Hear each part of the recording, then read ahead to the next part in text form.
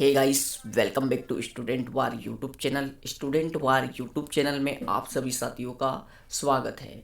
अभी तक चैनल को सब्सक्राइब नहीं किया है तो सब्सक्राइब ज़रूर कर ले और हाँ, बेल आइकन को प्रेस कर दे ताकि समय समय पे आप लोगों को इसी प्रकार के महत्वपूर्ण वीडियो मिलते रहे। बात करेंगे यहाँ पे आप लोगों के लिए प्री एग्रीकल्चर टेस्ट यानी पीएटी एग्ज़ाम वाले स्टूडेंट के लिए ओल्ड क्वेश्चन पेपर का सॉल्यूशन करवाया जा रहा है। तो वीडियो को अंतिम तक ज़रूर देखिए। यहाँ पे प्रीवियस ईयर के जितने भी क्वेश्चन आप लोगों को पूछे गए सभी यहाँ पे हल करवाया जा रहा है, तो बने रहिए अंतिम तक, मज़ा आने वाला है सेशन में। चलिए पहले क्वेश्चन से यहाँ पे स्टार्ट करेंगे। जैसे कि ये आपका 2018 का पुराना पेपर है और हम यहाँ पे देखेंगे क्वेश्चन। तो पहला क्वेश्चन देखिए, यहाँ पे कैंसिल कर दिया गया था आप लोगों के विभाग की तरफ से। क्वेश्चन क्या है पढ़ लेते हैं। While preparing butter the churn should be filled up to. मक्खन तैयार करते समय मथनी को कितना भरा जाना चाहिए। ऑप्शन आपके सामने थे। 1/2 ऑफ इट्स कैपेसिटी या full of its capacity, 1/3 of its capacity या 1/4 ऑफ इट्स कैपेसिटी। इसकी क्षमता का आधा, इसकी क्षमता भर या इसकी क्षमता का 1/3। तो देखिए यहाँ पे इसका सही उत्तर क्या था, तो आपको याद रखना है। इसका सही उत्तर था कि इसकी क्षमता का 1/3 मक्खन तैयार करते समय मथनी को भरा जाना चाहिए। बढ़ेंगे अगले क्वेश्चन की ओर और अगला क्वेश्चन यहाँ पे आप लोगों का क्या है। तो चलिए, बहुत ही प्यारा सा और शानदार क्वेश्चन देखिए। ये भी क्वेश्चन यहाँ पे कैंसिल कर दिया गया था। The horse power obtain from one bullock is. एक बैल से निम्न हॉर्स पावर प्राप्त होता है। ऑप्शन अलग अलग थे आप लोगों के सामने। 0.10 हॉर्स पावर या 0.50 हॉर्स पावर या 1 हॉर्स पावर। लास्ट ऑप्शन था आपका 0.75 हॉर्स पावर। तो क्या होना चाहिए, एक बैल का जो निम्न हॉर्स पावर होता है वो था 0.75 हॉर्स पावर। बढ़ेंगे अगले क्वेश्चन की ओर और अगला क्वेश्चन देखिए। The height of root at side in stanchion should be. Stanchion में किनारे पर छत की ऊंचाई खालिस्तान होना चाहिए। तो इसका सही उत्तर क्या था, इसका सही उत्तर था 2.4 मीटर। बढ़ेंगे अगले क्वेश्चन की ओर और देखिए इस प्रकार के ही क्वेश्चन आप लोगों को पूछे जाते हैं। Fruit crop is only propagated through seeds. Khalistan फल वाली फसल केवल बीज द्वारा प्रसारित होती है। बीज के द्वारा ही उसको उत्पन्न किया जा सकता है यानी उत्पादित किया जा सकता है। ऐसी कौन सी फसल है। आपके सामने ऑप्शन था देखिए, चीकू, आम, केला, पपीता, पपाया, बनाना, मैंगो या सपोटा। तो इसका सही उत्तर आप लोगों को याद रखना है। ऐसी कौन सी फसल है जो केवल बीज के द्वारा प्रसारित की जाती है, वो है पपीता। ओके, चलिए नेक्स्ट देखते हैं। यहाँ पे नेक्स्ट क्वेश्चन आप लोगों का है, is a seedless variety of mango. Khalistan आम की बीज रहित किस्म है। सिंधु, आम्रपाली, केसर या सोनापरी। तो आपको ध्यान रखना है, सिंधु एक कैसी किस्म है, बीज रहित किस्म है आम की, मैंगो की। बढ़ेंगे अगले क्वेश्चन की ओर और अगला क्वेश्चन आपका है, seedless in banana is due to. बीज रहित केला खालिस्तान के कारण होता है। उपरोक्त में से कोई नहीं। वनस्पति अनिसेखपलन या स्टेनोपर्मोकार्पी, उत्तेजक अनिसेकफलन। तो ये आप लोगों का डी वाला ऑप्शन सही हो जाएगा। उत्तेजक अनिसेकफलन के कारण होता है। नेक्स्ट क्वेश्चन आपका क्या है, is an example of dioecious crop. Khalistan पृथक लिंगी फसल का एक उदाहरण है। पपीता, चाय, आम, नारियल। तो इसका सही उत्तर आप लोगों का हो जाएगा पपीता। कैसा, पृथक लिंगी फसल का एक एग्जाम्पल है, उदाहरण है। नेक्स्ट क्वेश्चन देखते हैं। 8वें नंबर का क्वेश्चन क्या कहता है आपका, Lalit is an improved variety of. Lalit निम्न की एक उन्नत किस्म है। पपीता, केला, अमरूद, आम, पपाया, बनाना, गौवा या मैंगो। तो आपको ध्यान में रखना है, ये जो ललित किस्म है वो अमरूद की किस्म है। किसकी, अमरूद की किस्म है एक उन्नत। बढ़ेंगे अगले क्वेश्चन की ओर। अगला क्वेश्चन आपका क्या है, NPK are regarded in plant nutrition as, पौधों के पोषण में एनपीके को निम्न माना जाता है। माइक्रोन्यूट्रिएंट सूक्ष्म पोषक, ट्रेस एलिमेंट या लेस तत्व, नॉन इसेंशियल अनावश्यक, मैक्रोन्यूट्रिएंट यानी वृहत पोषक। तो क्या माना जाता है, आपको ध्यान में रखना है, मैक्रोन्यूट्रिएंट यानी वृहत पोषक पौधों के पोषण में एनपीके को माना जाता है। नेक्स्ट क्वेश्चन की ओर बढ़ते हैं। नेक्स्ट क्वेश्चन आपका है, देखिए सभी प्रीवियस ईयर के जितने भी क्वेश्चन पेपर है वो आप लोगों को यहाँ पे करवा दिए जाएंगे। चैनल को अधिक से अधिक सब्सक्राइब कर लीजिए। प्री एग्रीकल्चर टेस्ट से संबंधित किसी भी इंफॉर्मेशन के लिए हमारे चैनल पे बने रहिए। और हाँ, डिस्क्रिप्शन बॉक्स में आपको टेलीग्राम ग्रुप की लिंक दे दी जाएगी, आप टेलीग्राम ग्रुप से भी ज्वाइन हो सकते हो। वहाँ पे भी इंफॉर्मेशन आप लोगों को दी जाती है, जितनी भी महत्वपूर्ण जानकारी है, चाहे आप लोगों को सिलेक्शन से लेके एंट्रेंस एग्जाम से लेकर सिलेक्शन तक की जानकारी दी जाएगी, कौन से डॉक्यूमेंट्स बकाया जितनी भी इंफॉर्मेशन है आप लोगों को। ओके, 10th नंबर का, विच of the following is the best example of combined sources of fat and SNF, निम्नलिखित में से कौन सा वसा और एसएनएफ के संयोजित स्रोतों का सर्वश्रेष्ठ उदाहरण है। तो ऑप्शन आप लोगों के सामने है, लैक्टोज पाउडर, सूखा दूध powder, skim milk powder, okay, मट्ठा पाउडर या मीठा सुगंधित पाउडर।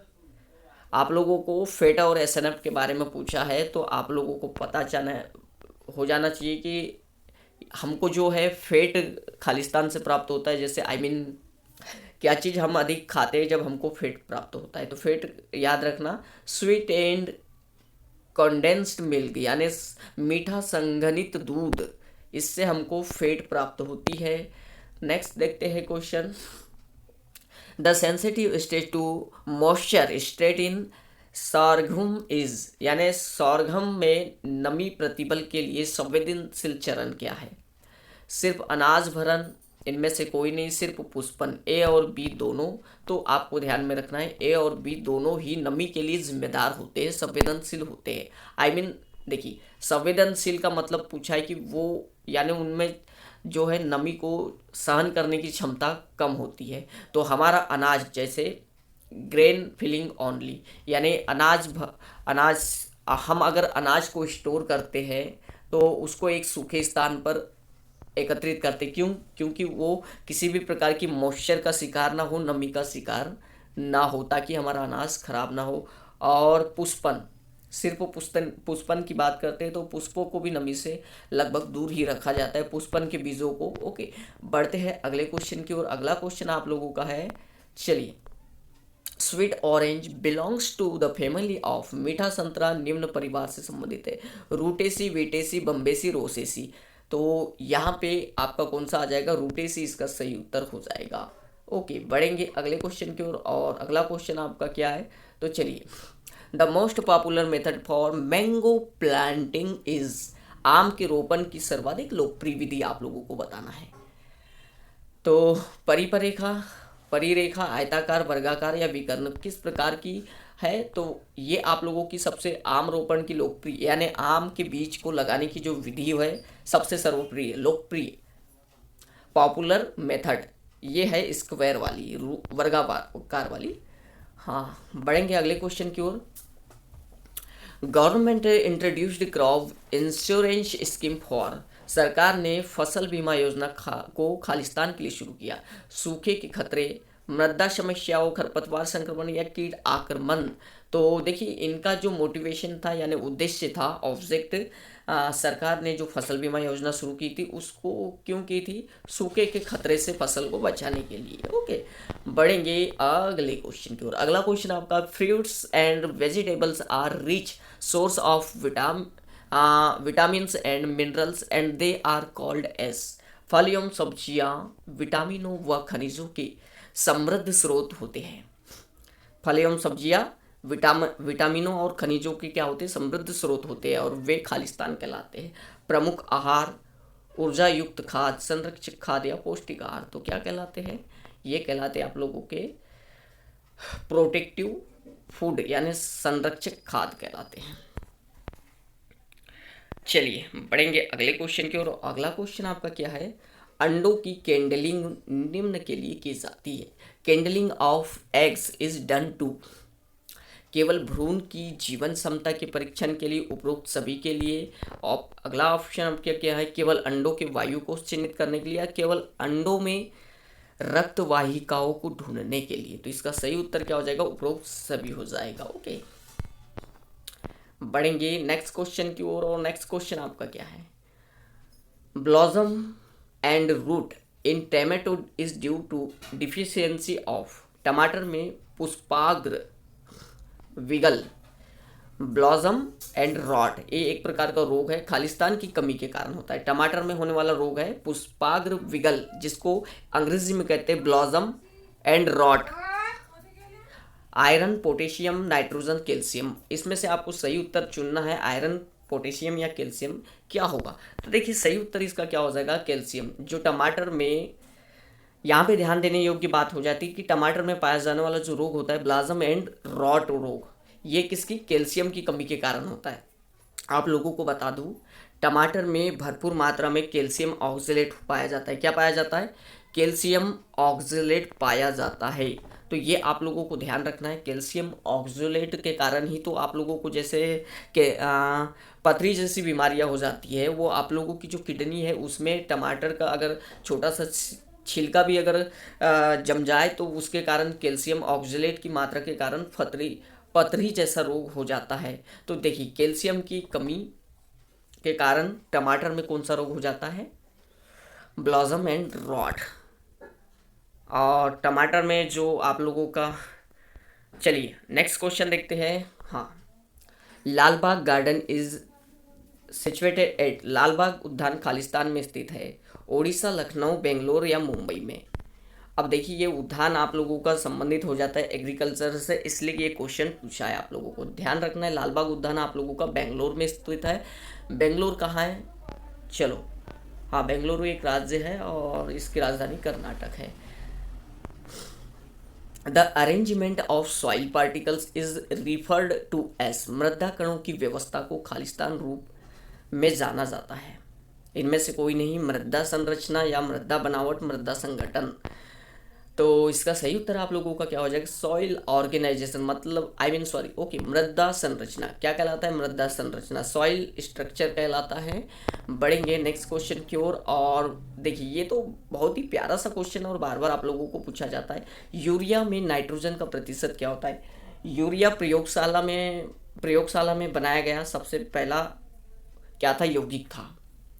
आपको ध्यान रहना चाहिए, आपके जैसे मूत्र विसर्जन से आप लोग किसका विसर्जन करते हो, तो यूरिया का ही विसर्जन करते हो। जब मूत्र विसर्जन करते हो तो यूरिया उत्पन्न होता है, लेकिन यूरिया जब बैक्टीरिया से बाहर आने पे क्रिया कर लेता है तो वो अमोनिया में परिवर्तित हो जाता है। इसलिए तो मूत्र से बहुत ही गंदी बास यानी दुर्गंध आती है, और मूत्र का जो पीएच मान होता है वो 6 होता है। अब यहाँ पे देखिए यूरिया में नाइट्रोजन का प्रतिशत कितना होता है, 46% होता है। ये सही उत्तर होगा।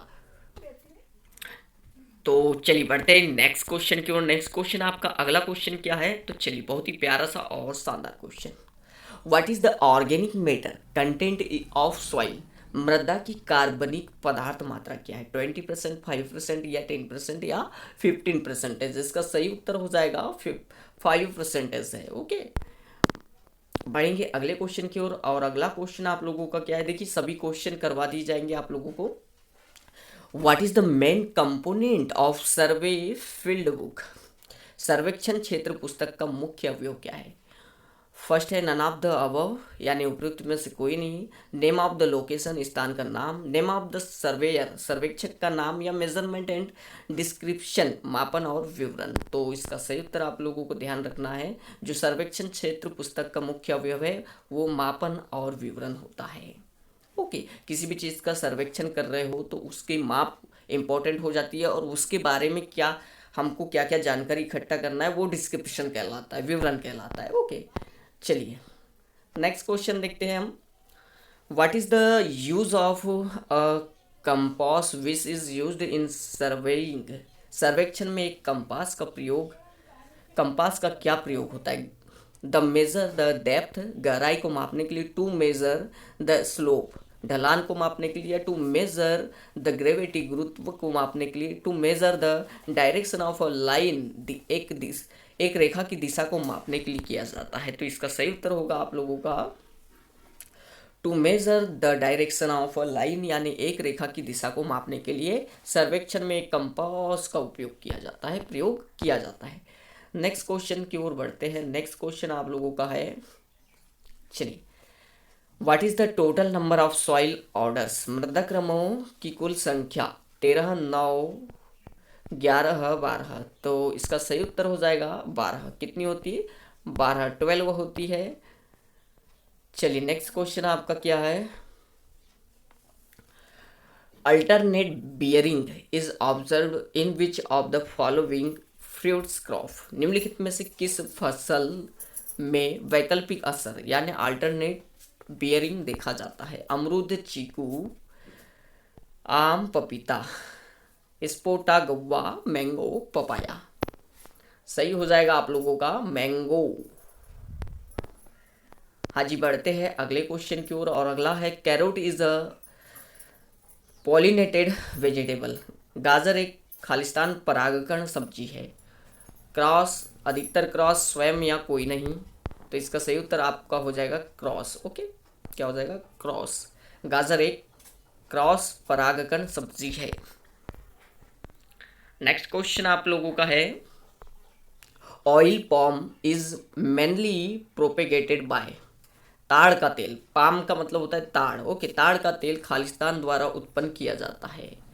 बीज, कलम बांधने, हम कलम बांधने का मतलब जैसे किसी पौधे की कलम को काट के जब हम लगाते हैं और वो पौधा जीवित हो जाता है, उसको ग्राफ्टिंग कहते हैं। कलम बांधने या चूसक, सकर, प्रशाखा, ऑफशूट। ओके, तो इसका सही उत्तर क्या हो जाएगा? जो ताड़ का तेल है वो हम किससे प्राप्त करते हैं? सीड से, यानी बीज से। और किसके बीज से? तो ये भी याद रख लोगे हम, सीड्रस, सीड्रस नाम का पौधा पाया जाता है, उसके बीज से हम ताड़ का तेल उत्पन्न करते हैं। ओके, बढ़ेंगे। देखिए, बीज का नाम भी पूछ सकता है आप लोगों को, तो आप बीज का नाम भी याद रख लोगे। बढ़ते हैं अगले क्वेश्चन की, which tillage is also now a stubble mulch tillage, कौन सी जुताई को ठूंटीदार पलवार जुताई के रूप में जाना जाता है? शून्य जुताई, संरक्षण जुताई, गैर मौसमी जुताई या न्यूनतम जुताई। तो चलिए, इसका सही उत्तर आप लोगों का हो जाएगा संरक्षण जुताई, कंजर्वेशन टिलेज जाना जाता है। बढ़ते हैं अगले क्वेश्चन की ओर और अगला क्वेश्चन आपका है, tongue grafting is modified from of, tongue grafting खालिस्तान का एक संशोधित रूप है। None of the above, inarching, saddle grafting या विफ ग्राफ्टिंग। तो इसका सही उत्तर आप लोगों का हो जाएगा विफ ग्राफ्टिंग। टंग ग्राफ्टिंग विफ ग्राफ्टिंग का एक संशोधित रूप है। नेक्स्ट क्वेश्चन आपका है, गुलदाउदी, क्या है? गुलदाउदी मतलब क्राइसेंथीमम एक खालिस्तान है, अक्सर क्रॉस परागन फसल, स्वयं परागन फसल या उपयुक्त में से कोई नहीं, क्रॉस परागन फसल। तो इसका सही उत्तर हो जाएगा क्रॉस परागन फसल।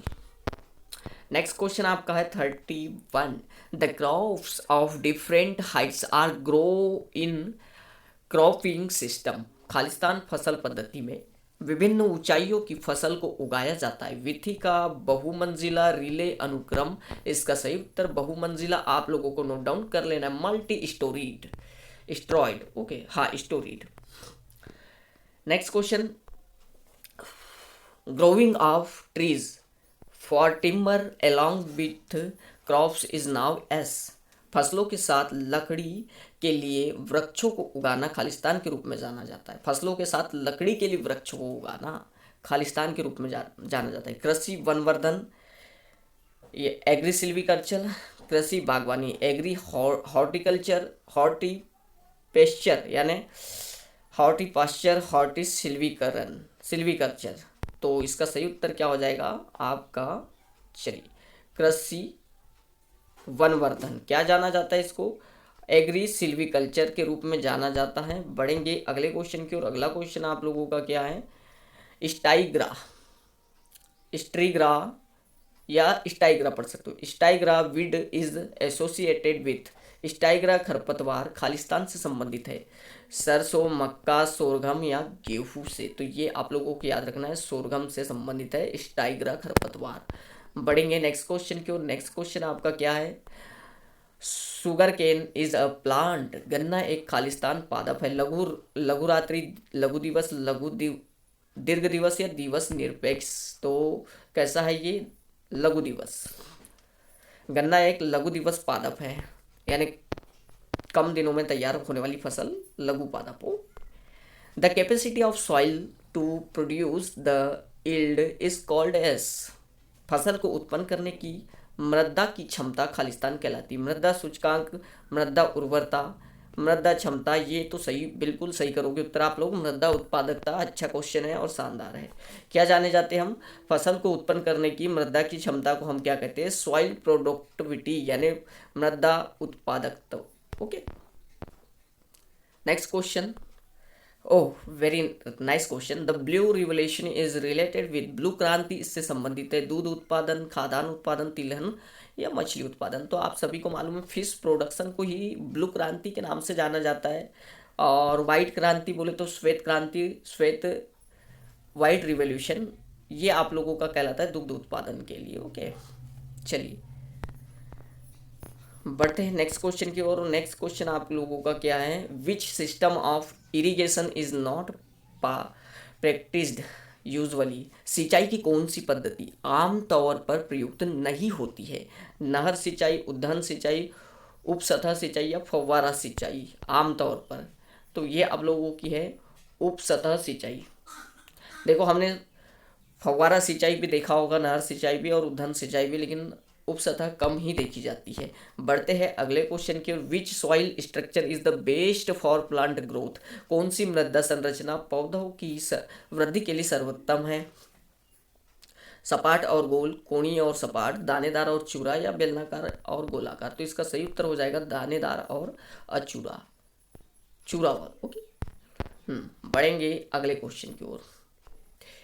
एकल सुपर फॉस्फेट में जल घुलनशील फास्फोरस की मात्रा होती है। Water soluble phosphorus content in single super phosphate is 24%, 28%, 32 या 16%। तो कितनी होती है आप लोगों की, 16%।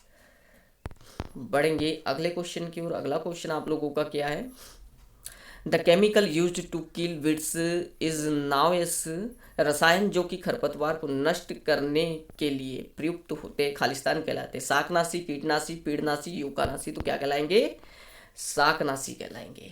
रसायन जो खरपतवार को नष्ट करने के लिए यूज किया जाता है। चलिए क्या कहलाएंगे, शाकनाशी। नेक्स्ट क्वेश्चन देखते हैं हम लोग। नेक्स्ट क्वेश्चन आप लोगों का क्या है, which of the following is a form of repair grafting, निम्नलिखित में से कौन जीर्णोद्धार कलम बांधने का एक रूप है। रिपेयर ग्राफ्टिंग, उपयुक्त में से कोई नहीं, सिर्फ शीर्षकाय, सिर्फ ब्रिज कलम बांधना या ए और बी दोनों। तो आपका उत्तर हो जाएगा सिर्फ ब्रिज कलम बांधना।